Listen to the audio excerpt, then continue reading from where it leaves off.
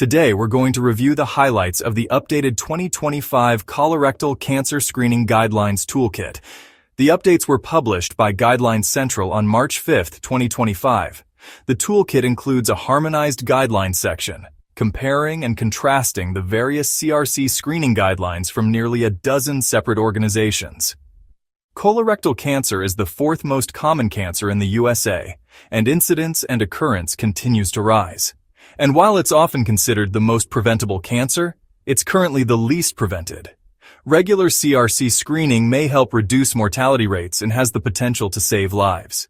The goal of screening is to reduce overall and cancer-specific morbidity and mortality using strategies that have acceptable harms, burden, and costs.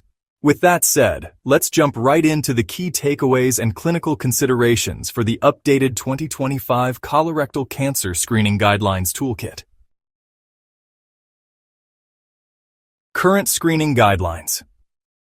The CRC Screening Toolkit contains a synthesis of 9 separate CRC guidelines, consensus statements, policy statements, and quality measures, representing the recommendations from nearly a dozen separate organizations in total. The full list is displayed in the chart on the screen, but the most commonly referenced guidelines are those from the United States Preventive Services Task Force, USPSTF, American Cancer Society, ACS, and U.S. Multi-Society Task Force, comprised of the AGA, ACG, and ASGE. There are many similarities among the guidelines, and also a number of differences. We will cover these more in the next sections. Comparing ages and when to screen. One of the most important factors to consider when screening for CRC is a person's age.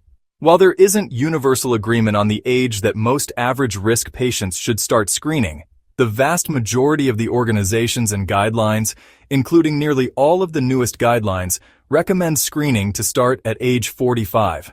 Some also suggest screening patients with elevated risk earlier than 45. Most organizations also agree that screening between 75 and 85 should be case by case, and that screening patients over 85 is not necessary. The chart on the screen displays the full list of recommendations from each guideline and organization and across each risk category. Risk assessment. The decision to screen patients prior to 45 years of age is made based on relative risk for developing colorectal cancer. Elevated risk usually includes individuals with one or more of the following: family history of colorectal cancer or polyps, family history of a hereditary CRC syndrome such as familial adenomatous polyposis, known as FAP, or hereditary non-polyposis colon cancer, known as HNPCC, personal history of colorectal cancer, personal history of chronic inflammatory bowel disease, such as ulcerative colitis or Crohn's disease, and the presence of certain medical conditions, such as cystic fibrosis. The current recommendations regarding earlier screening for some individuals with elevated risk include: initiate colorectal cancer screening with a colonoscopy at age 40, or 10 years before the youngest affected relative, whichever is earlier. Consider genetic evaluation if there is a relatively high number of close relatives with colorectal cancer, and/or if those relatives were younger in age when affected. Screening may begin at age 40 in individuals with cystic fibrosis, with continued rescreening every 5 years instead of 10. Patients with cystic fibrosis may also be screened as early as age 30 if they have received a solid organ transplantation. Comparing tests and intervals. Screening options differ in the extent of patient burden and in ways that can affect a patient's choice of test and subsequent adherence, including screening frequency, screening location, whether it's at home or in a medical facility, need for dietary and/or bowel preparation, need for sedation, time and transportation required, relative ability to prevent versus detect colorectal cancer, out-of-pocket cost, risk of complications, test accuracy, and more. Most guidelines do not specify a preferred first-line test or screening strategy. Instead, most suggest a shared decision-making approach that takes into account patient preferences, values, and more. Patient adherence is critical to success, and this is covered in more detail later on in our shared decision-making and patient adherence section of the video. The chart on the screen shows the recommended intervals for each screening approach, organized by test type and organization. Shared decision-making and adherence. Patient preferences and shared decision-making can help patients choose a colorectal cancer screening option they will be more likely to adhere to. There is evidence that patients will have a preference for one type of screening test over others if provided sufficient information regarding these test attributes, although no single test appears to consistently dominate patient preferences, supporting a strategy of offering choice.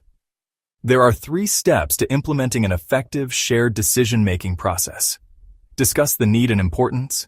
Discuss the screening options and methods, including cost, availability, convenience, accuracy, and more. Deliver strong recommendations, set expectations, and agree on clear goals for follow-through. A chart shown on the screen outlines some of the details to consider for each test during the shared decision-making process.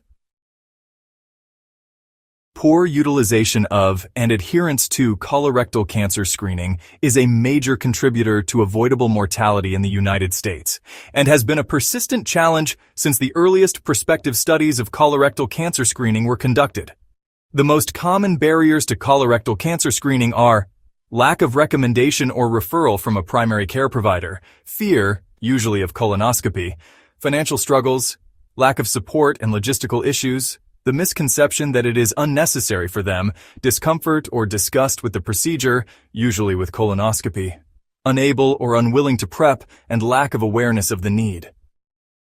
We suggest the following strategies to improve adherence to screening: patient navigation, patient reminders, clinician interventions, provider recommendations, and clinical decision support tools. We suggest the following strategies to improve adherence to follow-up of a positive screening test: mail and phone reminders, patient navigation, and provider interventions.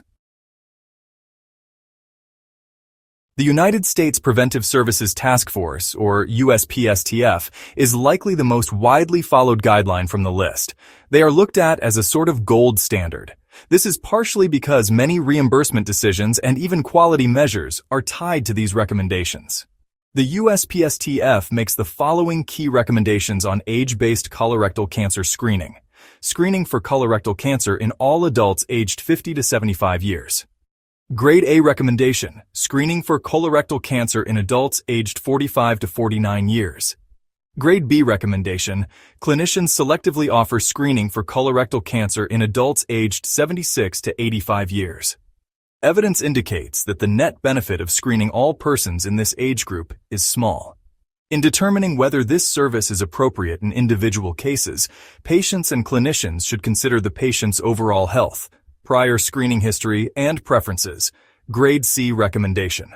The USPSTF's recommended intervals for colorectal cancer screening tests include high-sensitivity G-FOBIT or FIT every single year, sDNA FIT every 1 to 3 years, CT colonography every 5 years, flexible sigmoidoscopy every 5 years, flexible sigmoidoscopy every 10 years plus FIT every year, and colonoscopy screening every 10 years. Since the initial publication of the Guideline Central Colorectal Cancer Toolkit in 2023, there have been 3 new tests approved by the FDA. These include Cologuard Plus trademark by Exact Sciences, and it is a stool DNA test to screen adults 45 and older at average risk for colorectal cancer. ColoSense by Genioscopy, a multi-target stool, our RNA test for colorectal cancer screening in adults aged 45 or older who are at average risk for colorectal cancer. And Shield trademark blood test from Guardant Health for colorectal cancer screening in adults age 45 and older who are at average risk for the disease. We expect updated guideline recommendations to be published in the next year or two, as some of the existing guidelines included in this assessment are over 5 years old and thus due for an update. We will continue to refresh the colorectal cancer screening toolkit, and this video series, as new data, FDA-approved options, and guideline recommendations are released. So there you have it. A recap of the recently updated 2025 Colorectal Cancer Screening Guidelines Toolkit. For more information on the toolkit, or to access the patient version, quiz, or other colorectal cancer screening-related resources, visit us online at guidelinecentral.com or download the Guideline Central mobile app available on iOS and Android devices. This has been a Guideline Central production, and we'll see you very soon for the next one.